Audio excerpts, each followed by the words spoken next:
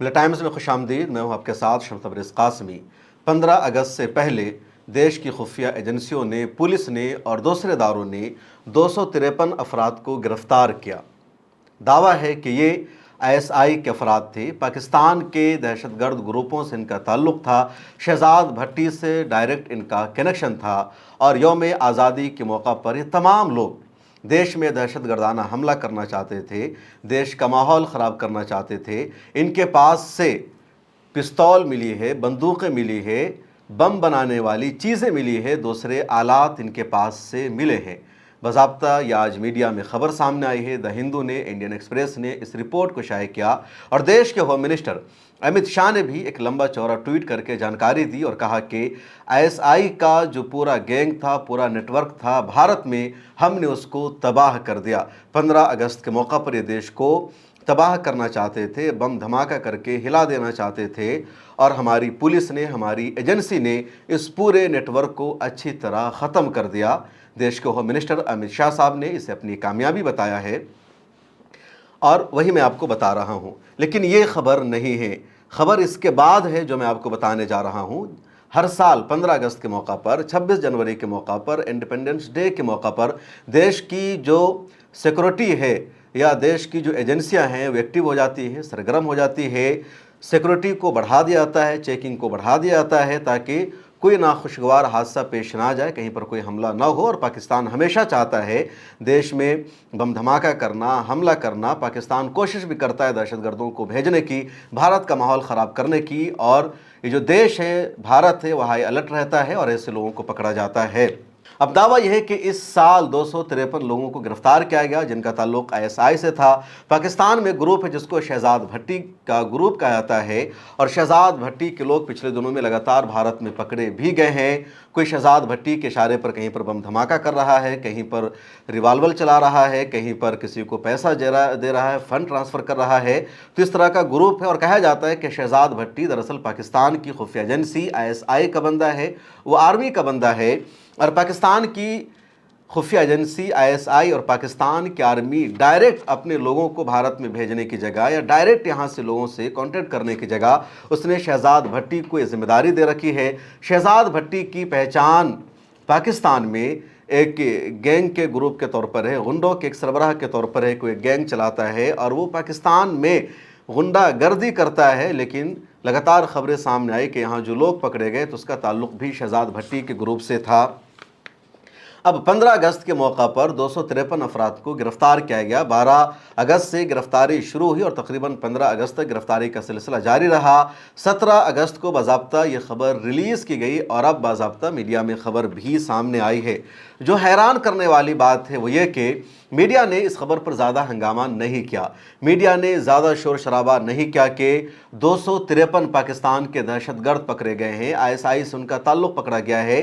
بلکہ 253 میں سے صرف 2-4 ناموں کو ہی میڈیا نے ہائی لائٹ کیا کیونکہ وہ 2-4 نام مسلمانوں کے تھے.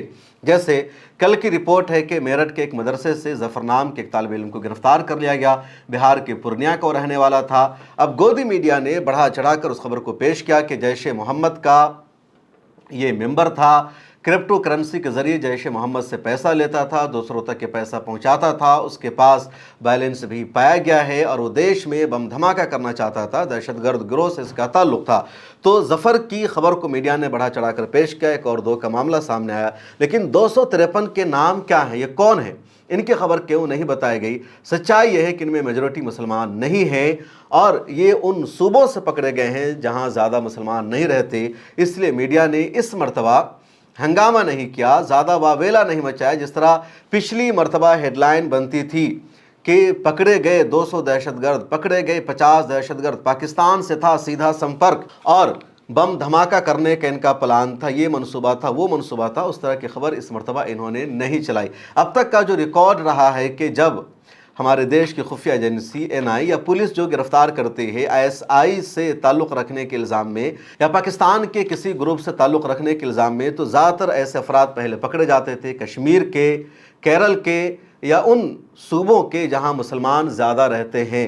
لیکن اس مرتبہ جو زیادہ افراد پکڑے گئے ہیں جن کا تعلق ISI سے تھا، شہزاد بھٹی کے گروپ سے تھا، جو دیش میں بم دھماکہ کرنا چاہتے تھے، ان میں میجورٹی उत्तर प्रदेश से ताल्लुक़ रखने वालों की है, हरियाणा की है या दिल्ली से उनका ताल्लुक़ है और उनमें मेजॉरिटी मुसलमानों की नहीं है, इसीलिए मीडिया ने इस खबर पर पर्दा डाल दिया है।